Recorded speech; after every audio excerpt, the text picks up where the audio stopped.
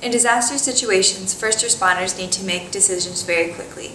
We believe that quad rotors equipped with autopilot could help assess these situations. This forest fire in Colorado started out very small. The fire department was aware of it but decided it would not be an issue. Wind speeds increased suddenly and the fire became a threat. The fire department could no longer find a path to contain the fire. We hope that by flying quad rotors over the forest, they would be able to find a path and in the future be able to contain the fire more quickly. Quad rotors need to have an autopilot, and the first step to acquiring an autopilot is identifying the system model. Our objective is to develop a process to obtain the model for a quad rotor by using system identification.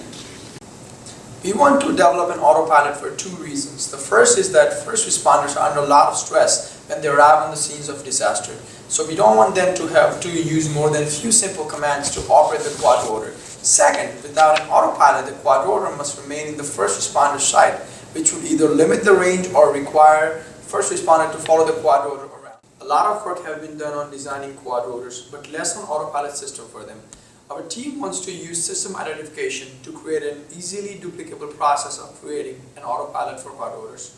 System identification is a process of identifying the behavior of the system by measuring inputs and outputs. In this case, our system is the quad rotor.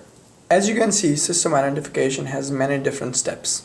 For flight testing, we gave roll, pitch, and yaw commands to the quad rotor.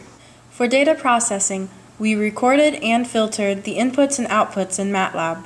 For data evaluation, Cypher was used to analyze the data and find the coefficients for our model. This model allows us to predict the quad rotor's behavior in flight. Once we have a model, we will check it by performing another flight test. We will compare the actual outputs to the ones calculated by our model. Once the system is identified, the model can be used to create an autopilot. Then quad rotors can be used in disaster situations and many others.